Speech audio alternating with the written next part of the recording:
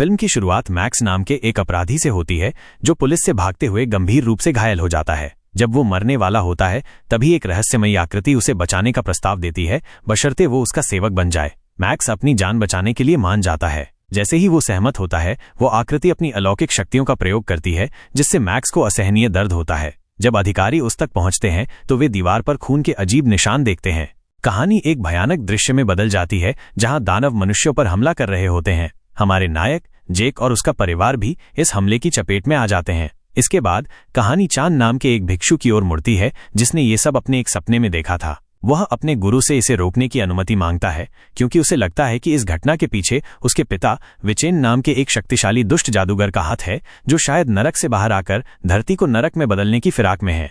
अब फिल्म जेक, उसकी पत्नी फ्रैंक और बेटी लू की ओर मुड़ जाती है। जेक एक अमेरिकी पुलिस अधिकारी है और उसका परिवार बैंकॉक में छुट्टी मना रहा है। जेक हमेशा अपने परिवार से ज्यादा अपने काम को प्राथमिकता देता है और छुट्टी पर भी वो फोन में ही लगा रहता है। इस बात पर उसकी पत्नी उसे कई बार टोकती है। घूमते हुए उनकी मुलाकात उसी भिक्षु चान से होती है। चान जेक को चौंकाने वाली बात बताता है कि उनका मिलना कोई संयोग नहीं है। वो कहता है कि जेक का जन्म ब्लड मून के दिन हुआ था और उसकी माँ उसे जन्म देते ही मर गई थी, इसलिए जेक ही वह चुना हुआ व्यक्ति है, नरक के द्वार का रक्षक। वो जेक को चेतावनी देता है कि उसे कई मुश्किलों का सामना करना पड़ेगा और वो अपना सब कुछ खो देगा, लेकिन उस अंधकार में उसे उम्मीद की किरण भी दिखेगी जो उसे उसके परिवार तक ले जाएगी। जेक को लगता है कि चान को कोई गलतफहमी हुई है और वो उसे नजरअंदाज कर देता है।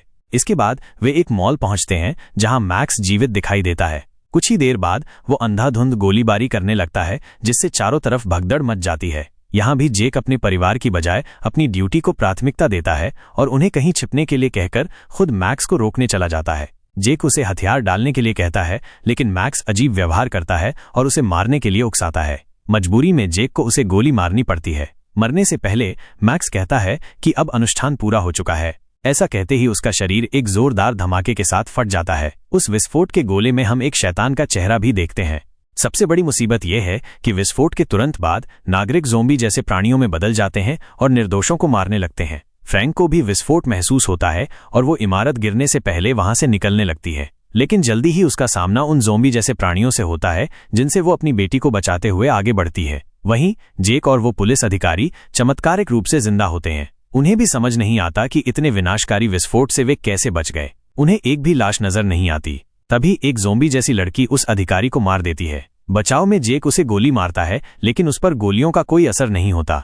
वो अब जेक पर भी हमला करती है, लेकिन जेक किसी तरह बचकर निकल जाता है। जब वो लड़की जेक को नहीं ढूंढ पाती तो वो उसी खून जैसे दिखने वाले पोर्टल में समा जाती है। वहीं जब फ्रैंक के पास कोई और चारा नहीं होता तो वो होटल जाने का तय करती है, क्योंकि जेक ने उससे कहा था कि अगर कुछ गड़बड़ हो जाए तो वो उसे उनके होटल के कमरे में मिले। इसलिए फ्रैंक लू को लिए छिपते छिपाते बस की तरफ भागती है, लेकिन बस की चाबी ड्राइवर से घबराहट में बाहर गिर जाती है और उसमें ज़ोंबी के बीच उसे हासिल करने की हिम्मत नहीं होती। इसलिए मजबूरी में फ्रैंक उसे लेने जाती है, लेकिन आखिर में उसे एक ज़ोंबी पकड़ लेता है। उसे मुश्किल में देखकर एक भला नागरिक उसकी जान बचाता है, लेकिन वो खुद इसमें मारा जाता है।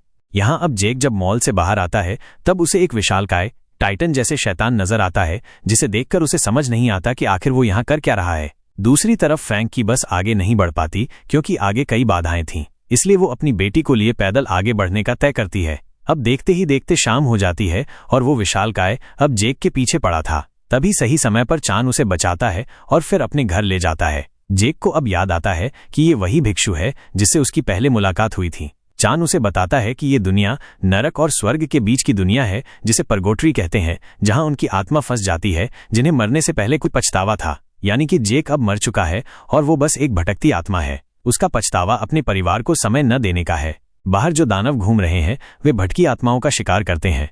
अब ये जानकर कि वो अब जिंदा नहीं है, जेक पूरी तरह से टूट जाता है क्योंकि अब वो अपने परिवार से कभी नहीं मिल पाएगा। चान अब उसे शांत करके ये समझाता है कि उसके मैक्स को मारते ही उसने अनजाने में एक प्राचीन अनुष्ठान को पूरा कर दिया, जिससे अब नरक का दरवाजा खुल गया है, जिसके कारण विचेन के दानव अब इंसानों की दुनिया में घुस आए हैं, जो कमजोरों को अपने वश में करके विचेन के लिए आत्माएं इकट्ठा कर रहे हैं ताकि उसे इंसानों की दुनिया में लौटने के लिए पर्याप्त शक्ति मिल सके, क्योंकि विचेन की आत्मा भी परगोट्री में कैद है। विचेन जानता था कि तुम उस पल मॉल में आओगे, इसलिए उसने अपने सेवक मैक्स को अनुष्ठान की शुरुआत करने के लिए भेजा। लेकिन नरक का दरवाजा अभी पूरी तरह से खुला नहीं है और केवल वही ऐसा होने से रोक सकता है। तुम्हारी बेटी की जान खतरे में है, क्योंकि अनुष्ठान को पूरा करने के लिए विचेन को द्वार के रक्षक के खून की बलि देनी होगी, यानी कि उसकी बेटी लू की।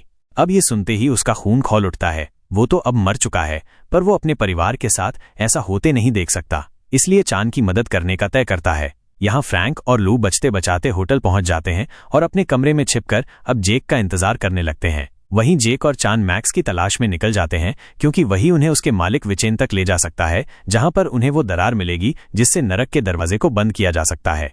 सफर के दौरान चान जेक से अपने पिता के बारे में बताता है कि वो भी पहले एक भिक्षु हुआ करते थे, जिन्होंने अलौकिक शक्तियों के लालच में अपने गुरु के कुछ शक्तिशाली ग्रंथों को चुराया। पर उन ग्रंथों की शक्ति एक आम इंसान के बस की बात नहीं थी, इसलिए जितना वो उन ग्रंथों का ज्ञान प्राप्त करते गए, वो शक्ति उतना ही उनके शरीर को निगलने लगा। इसलिए फिर उन्होंने उन ग्रंथों की मदद से अपने बेटे के शरीर को वश में करने की कोशिश की। वो अपने मकसद में कामयाब हो जाते अगर उनकी पत्नी यानी कि मेरी माँ ने उन्हें नहीं रोका होता, जिसके तुरंत बाद विचेन की आत्मा उनके शरीर को छोड़ गई। उन्होंने अपनी शक्ति इंसानों के दायरे में खो दी, पर परगोट्री में वो अब भी ताकतवर है। उस असफल कब्जे के दौरान उन्होंने अनजाने में उन ग्रंथों की शक्ति मुझ में स्थानांतरित कर दी, इसलिए मैं किसी भी दायरे में बिना किसी शरीर के आसानी से आ जा सकता हूँ। पर जेक की परेशानी की शुरुआत तो अब होती है, क्योंकि विचेन की मदद से मैक्स की आत्मा ने जेक के शरीर को वश में कर लिया था और उसके भेष में वो जेक के परिवार तक पहुंच जाता है। वहीं यहाँ इन्हें आगे बढ़ते वक्त कई खौफनाक दानवों से सामना करना पड़ता है। भाग्य से चान को एक पोर्टल मिल जाता है, जिसके जरिए दोनों ही सही समय पर इंसानों की दुनिया में पहुंच जाते हैं।